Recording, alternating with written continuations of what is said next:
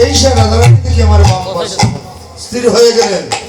ও রাধে, তুমি আমাকে তুলনা করছো, পরীক্ষা করছো, ওজন করছো। তোমার প্রতি কতটুকু অনুরাগ, কতটুকু প্রেম, কতটুকু ভালোবাসা, তুমি আমাকে পরীক্ষা করছো। দেখেন, মহাপ্রভু চিনতে পারছেন না, চিনতে পারছেন না গদাধর পণ্ডিতকে। ঠিক রাধারানীর হয়ে গেল। তাই সেবার মরম সবাই জানে না। সেবাটা হচ্ছে গুরু প্রদত্ত। প্রত্যেকের গুরুদেবের কাছ থেকে শিক্ষা গ্রহণ করতে হয় কিভাবে সেবা করতে হয়। গোবিন্দের দাস অথবা দাসী ভাবে, দাস অথবা দাসী ভাবে সেবা করিতে হয় গোবিন্দ। গোবিন্দ, তোমার সেবার মরম আমি জানি না, কি দিয়ে তোমার সেবা দেব। তাই আমার নদী আর ইন্দু করুণার সিন্ধু ভকত বৎসলকারী এবার অদ্বৈত অঙ্গনে নদিয়া শান্তিপুরে যাচ্ছেন। কেন যাচ্ছেন? হায় রে কদিন ওরে প্রভু আসি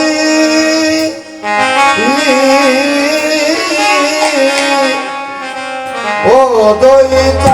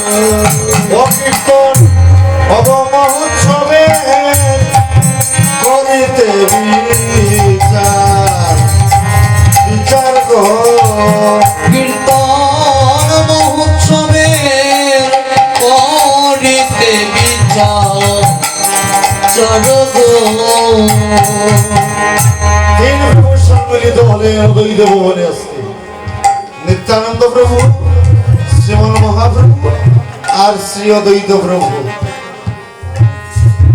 এই তিনজন সম্মিলিত হলেন অদ্বৈত অঙ্গনে। বাবারা, অধিবাস কার্যটা আসলে কিন্তু এক জায়গায় পর্যালোচনা হয়নি। আমার সুশীলদা তো মনে ফুরে না ভাবি।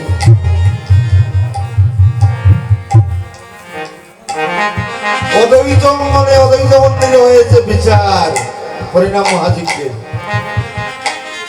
আদি গোবিন্দ মন্দিরে হয়েছে আচার, সম্মানে হয়েছে হরিনাম মহাদেবের প্রচার। তাই এই অধিবাস নিয়ে শ্রীমন মহাপ্রভু এই 3 জায়গায় পর্যালোচনা করেছেন, বিচার বিশ্লেষণ করেছেন। এত বিচার বিশ্লেষণের প্রয়োজন কেন?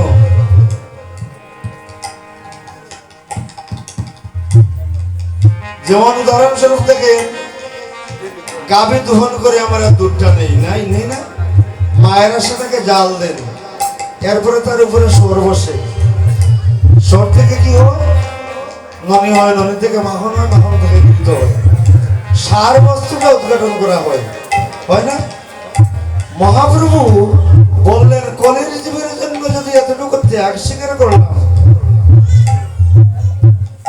অন্তত পক্ষে জীবের যাতে মঙ্গল হয়, জগতের যাতে মঙ্গল হয়, এমন একটা কোনো কিছু উদ্ভাবন করে আবিষ্কার করে এই 3 জন সম্মিলিত হয়ে দূরদর্শী চিন্তা চেতনা করে। দেখেন বাবারা মায়েরা, আমাদের সনাতন ধর্মটা অতপ্রতভাবে বিজ্ঞানের সাথে জড়িত, অতপ্রতভাবে বিজ্ঞানের সাথে জড়িত। সনাতন শাস্ত্রে যেমন এই তিথিতে এই দ্রব্য ভক্ষণ করবেন না, করলে কি হয়? তার একটা পার্শ্ব প্রতিক্রিয়া আছে, পার্শ্ব প্রতিক্রিয়া আছে, নিশ্চয় আমার দেহের ক্ষতি হবে। বিজ্ঞানও সেটা নির্দেশ দিয়েছে, তুমি ওই বস্তুটা যদি আহার করো তার একটা রিয়াকশন তোমার মধ্যে আসবে, পার্শ্ব প্রতিক্রিয়া আসবে।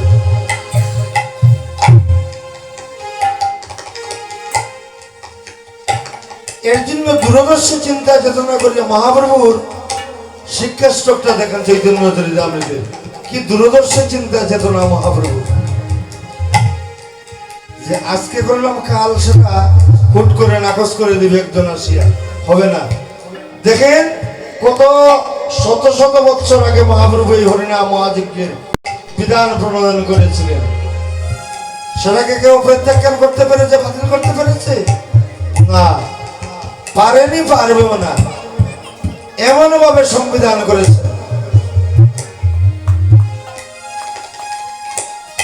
3 প্রভু সম্মিলিত হইয়া অদ্বৈত ভবনে বসিয়া বিচার বিশ্লেষণ করে দিয়েছেন।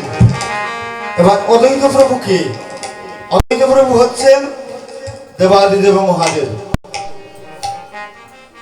তাহলে দেবাদিদেব মহাদেবের পত্নী ছিলেন, সহধর্মিণী ছিলেন দশভুজা দুর্গা। এবার দশভুজা দুর্গা হয়ে আসলেন মা সীতা দেবী। দশভুজা দুর্গা হয়ে আসলেন মা সীতা দেবী। বৃন্দাবনে ব্রজবাসীরা 1 মাস কাত্যায়নী ব্রত করে, কিসের জন্য? দ্বন্দ্বলোকের জন্য না, সারাটা কার্তিক মাস তারা কাত্যায়নী ব্রত করে কৃষ্ণ প্রাপ্তির জন্য, কৃষ্ণ ভক্তি লাভের জন্য। আর কোন ধন তারা চেয়েছিল না গোবিন্দের কাছে, কাত্যায়নী দেবীর কাছে।